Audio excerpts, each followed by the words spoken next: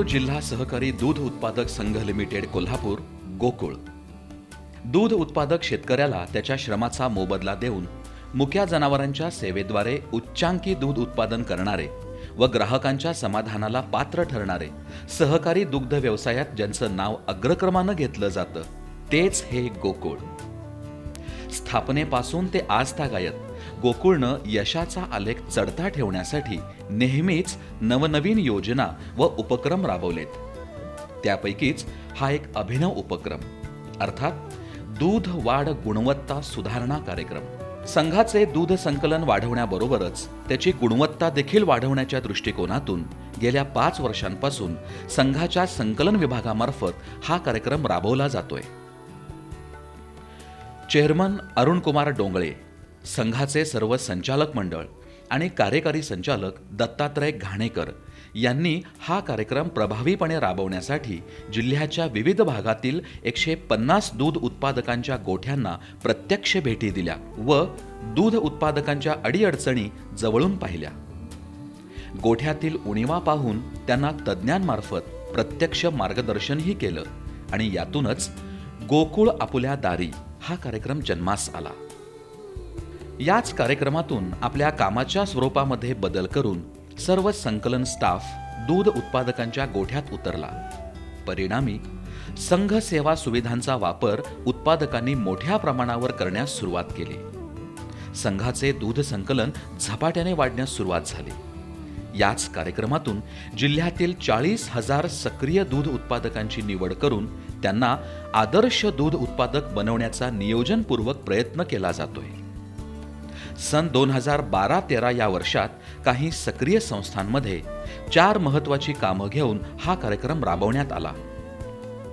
यामध्ये दूध संस्थेचे संकलन केंद्र आधुनिक करणे, दूध संस्थेतील सर्व दूध उत्पादकांना मायक्रो ट्रेनिंग सेंटरकडे प्रशिक्षण देऊन परत गावात जाऊन उजळणी कार्यक्रम घेऊन गोठ्यास भेट देऊन कामाचा पाठपुरावा करणे, मुक्त गोठे तयार करणे, बॅग सायलेज तयार करणे या गोष्टींचा समावेश आहे.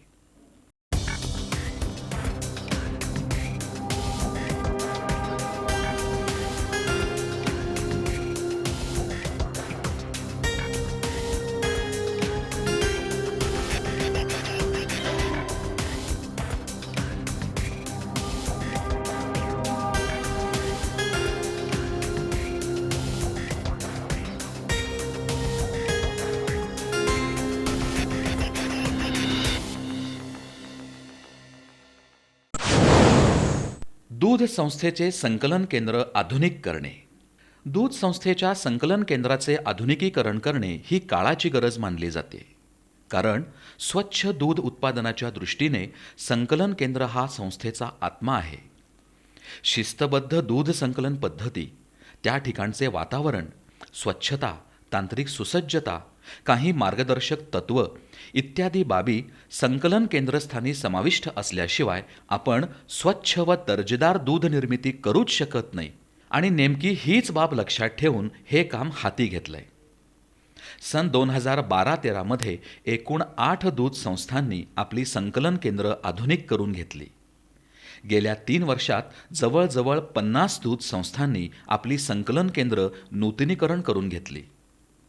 सुवर्णा दूध संस्था माजनाळ, जय भवानी दूध संस्था पाडळी बुद्रुक, अंबिका दूध संस्था मोघार्डे, राधाकृष्ण दूध संस्था कुशिरे, त्याचबरोबर भैरवनाथ दूध संस्था कांडगाव, दत्त दूध संस्था रेंदाळ, विठ्ठलाई दूध संस्था पालबुद्रुक, हनुमान दूध संस्था कसबा ठाणे या संस्थांनी यावर्षी नवीन संकलन केंद्र करून घेतलेत आणि त्यांना याचे बरेच फायदे झालेत. या आधुनिकीकरणामुळे दुधाची प्रत सुधारली, स्वच्छ दूध निर्मितीबाबत उत्पादक जागृत झाले, शिस्तबद्ध दूध संकलनाला सुरुवात झाली. स्वच्छ संकलन केंद्र व स्वच्छ संकलन भांड्यामुळे अतिशय स्वच्छ, कमी बॅक्टेरियाचे व आरोग्यदायक दूध संकलित होऊ लागले. संकलनानंतर स्वच्छता करणं अतिशय सोपं झालं. उत्पादक व कर्मचाऱ्यांमध्ये संस्थेविषयी चांगली प्रतिमा निर्माण झाली. असे बरेच फायदे या आधुनिकीकरणामुळे घडले. दूध संस्थेतील सर्व दूध उत्पादकांना संघाचे मायक्रो ट्रेनिंग सेंटरकडे प्रशिक्षण देऊन त्याचा पाठपुरावा करणे. एखाद्या प्रशिक्षण कार्यक्रमामध्ये आपण जे ऐकतो आणि तेच पाहतो त्यावेळी त्याची विश्वासार्हता वाढत असते. ही बाब डोळ्यासमोर ठेवून आणि जिल्ह्यातील सर्व दूध उत्पादकांना दूध व्यवसायाचे परिपूर्ण प्रशिक्षण देण्यासाठी संघानं टिटवे तालुका राधानगरी, चिखली तालुका कागल, चिंचवाड तालुका शिरोळ आणि नूल तालुका गडहिंग्लज या 4 ठिकाणी मायक्रो ट्रेनिंग सेंटर सुरू केलेत. एका आदर्श दूध उत्पादकामार्फतच या ट्रेनिंग सेंटरचे कामकाज पाहिले जाते.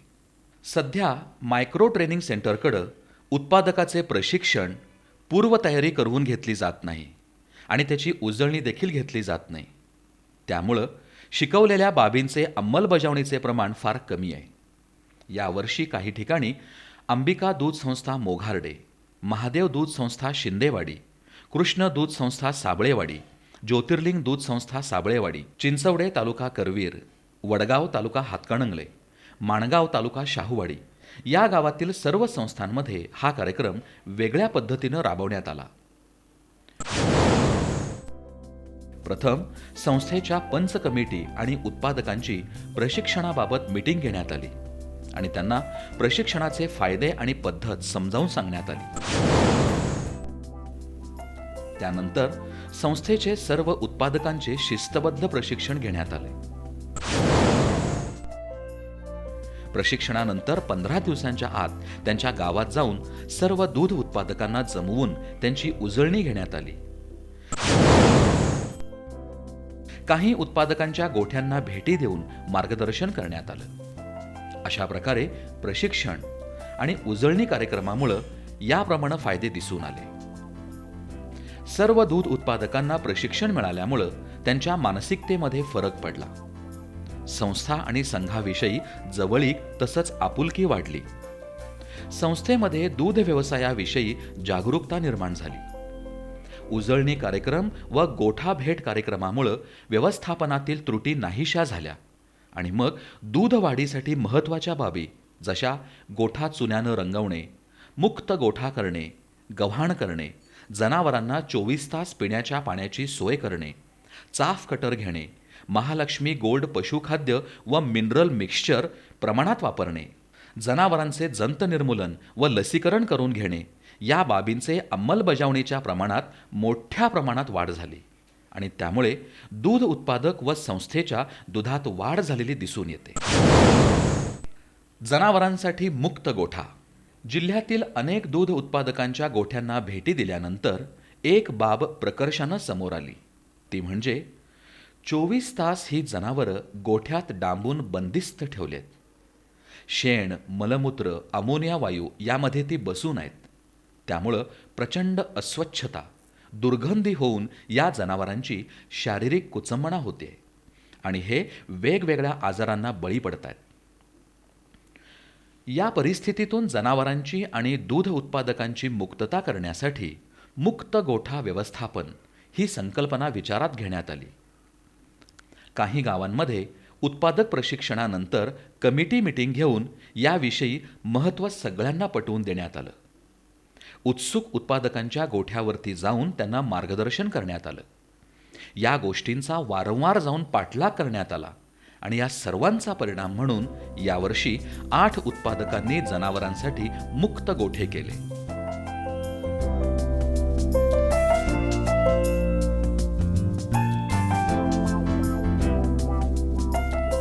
श्रीयुत राजन हुजरे सांगवडेवाडी, सूरज बेडगे हुपरी, विनायक पाटील साबळेवाडी, अभिजित मेटील गाडे गोंडवाडी,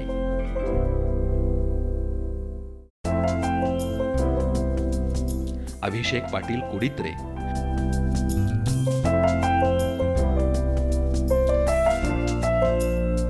मधुकर अकिवाटे मौजे वडगाव, वसंत वैद्य सोनाळी, मधुकर कोळी खुपिरे यांनी जनावरांसाठी मुक्त गोठे केले. किल्लेदारांचा गोठा बघून आल्यानंतर मी 1 वर्षापूर्वी मुक्त निवारा गोठा तयार केलेला आहे. मुक्त निवाऱ्यामध्ये माझी फक्त धारा काढणे आणि वैरणखाली 2च कामं राहिले आहेत. तेवढी मी 2च कामं करतो. त्याच्यानंतर माझ्या गोट्यामध्ये 1 वर्ष झालं डॉक्टर एकदाही आलेले नाहीत. त्यामुळं माझा फायदा वाढलेला आहे. दुधात म्हटलं तर दूध एक प्रत्येक जनावराचं 2-2 लिटर दूध वाढलेलं आहे. नमस्कार, मी सूरज मधुकर बेडगे, गाव हुपरी, तालुका हातकणंगले, जिल्हा कोल्हापूर.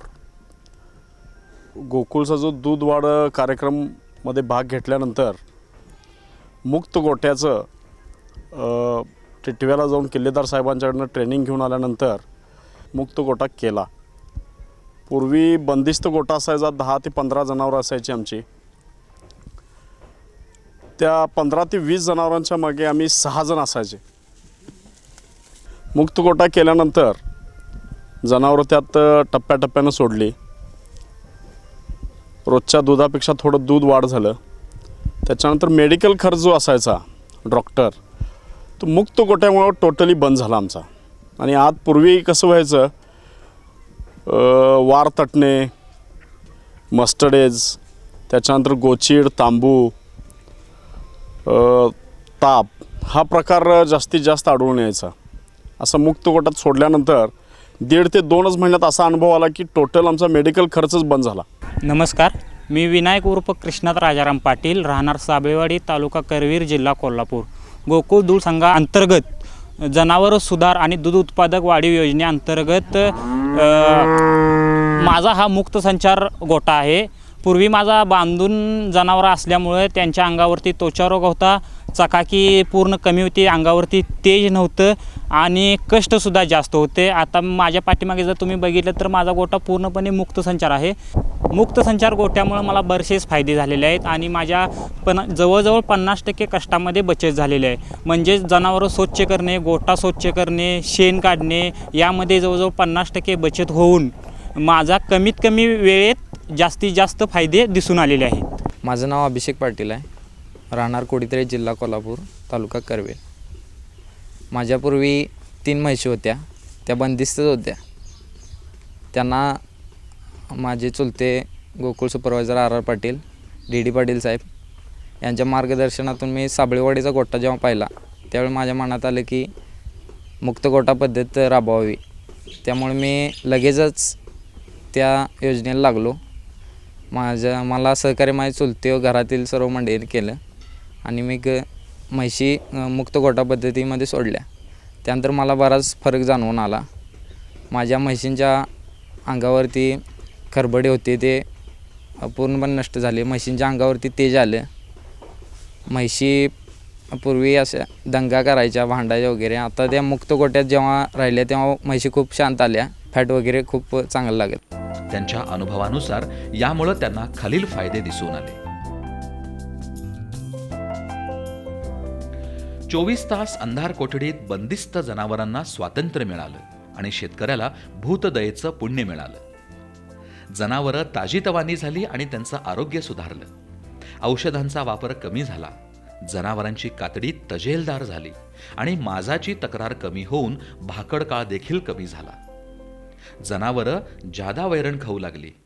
व्यायामामुळं खाद्य चांगलं पचू लागलं आणि त्यामुळं दुधात वाढ झाली, शिवाय प्रत देखील सुधारली. शेण काढणे, गोठा धुणे, जनावरं दररोज धुणे ही उत्पादकांची 70% कामं कमी झाली. जनावरांना पाहिजे तेव्हा पाणी पिण्याची सोय झाली. कामगार संख्या कमी झाली. गोठा बांधायचा खर्च कमी झाला. गोचीड, तांबू, पिसू यांचा प्रादुर्भाव कमी झाला. अमोनिया वायूपासून प्रजोत्पादन आणि दूध उत्पादनावर होणारा अनिष्ट परिणाम कमी झाला आणि अर्थातच मग व्यवस्थापनावरचा खर्च सुद्धा कमी झाला. Bag silage. जनावरांना वर्षभर चांगली वैरण मिळत नाही, त्यामुळं त्यांचं कुपोषण होतं. परंतु जर आपण उपलब्ध किंवा जादाची हिरव्या वैरणीची साठवणूक करू शकलो तर वर्षभर चांगली वैरण मिळून जनावरांचं कुपोषण टळेल आणि मग दूध उत्पादन वाढेल. हा उद्देश डोळ्यासमोर ठेवून बॅग सायलेज हा विषय हाती घेण्यात आला. आजपर्यंत उत्पादकांना हिरवी वैरण साठवणूक करता येत नव्हती. सायलेजचा खड्डा काढणं मोठ्या उत्पादकांना शक्य होतं, परंतु छोट्या शेतकऱ्यांना मात्र हे अवघड वाटत होतं. सध्या सायलेज करण्यासाठी प्लास्टिक अर्थात HDPE बॅग आल्यामुळं प्रत्येक शेतकऱ्याला मका आणि हिरव्या वैरणीचं सायलेज करून साठवणूक करणं शक्य झालंय. हेच जाणून घेऊन जंगमवाडी तालुका हातकणंगले येथील शेतकरी श्रीयुत खोत यांच्या गोठ्यावरती बॅग सायलेज करून पाहिलं आणि हे अतिशय सोपं तसंच फायदेशीर असल्याचं समजलं. ते पाहून उत्पादकांनी मोठ्या प्रमाणात सायलेज बॅग्सची मागणी केली. Titwe micro training centre, Sangwadewadi, Gadegondwadi, Padali Budruk, Sablewadi या गावातील दूध उत्पादकांनी सायलेज बॅग्स भरून घेतल्यात. सायलेज बॅग कशी भरावी? मका, कडवळ, न्यूट्रीफीड यापैकी वैरण फुलोऱ्यावरती आल्यानंतर त्याची कापणी करावी. 1 दिवस ही वैरण सुकवून चाफ कटरमध्ये कट करावी. सायलेज बॅगमध्ये 500 किलो साधारणतः 2.5 ते 3 गुंठ्यामधील मका बसतो. बॅगेच्या वरील 4 बंध वरती बांधून 1 किंवा 2 व्यक्ती बॅगेत उतरून चाफ केलेली वैरण बॅगेतील प्लास्टिक ट्यूबमध्ये भरून तुडवावी. बॅगेत हवा राहणार नाही अशा पद्धतीनं बॅग वरपर्यंत तुडवून भरावी. बॅग पूर्ण भरल्यानंतर वरती हवा आणि ओल येऊ नये म्हणून थोडा वाळलेला भुसा पसरवावा. आतील भरलेल्या प्लास्टिक बॅगच्या वरच्या बाजूनं पिशवी बंद करावी.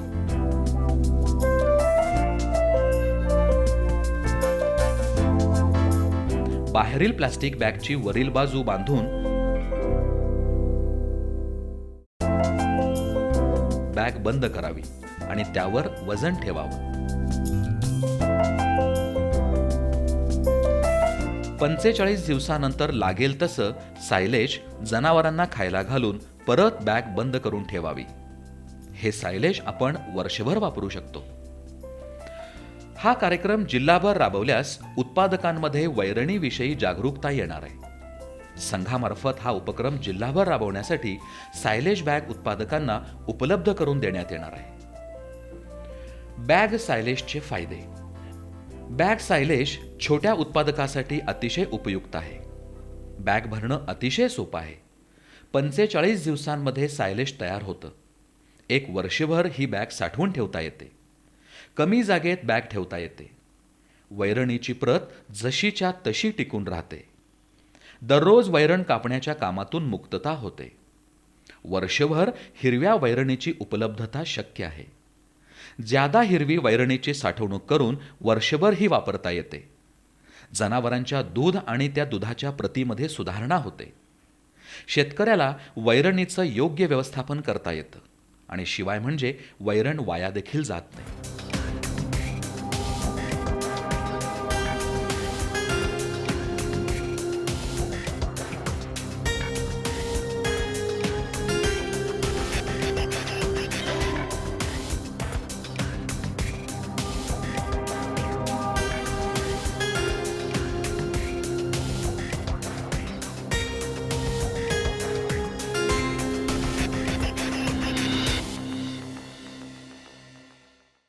वरील 4 महत्त्वाचे विषय घेऊन हा कार्यक्रम काही ठराविक संस्थांमध्ये राबवण्यात आला आणि त्यांना याचे फायदे मोठ्या प्रमाणात दिसून आले. अशाच प्रकारे हा कार्यक्रम पूर्ण जिल्ह्यात राबवल्यास दूध व्यवसायामध्ये आमूलाग्र बदल होऊन उत्पादकांमध्ये व्यवसायाविषयी आवड निर्माण होईल असं नक्कीच वाटतं.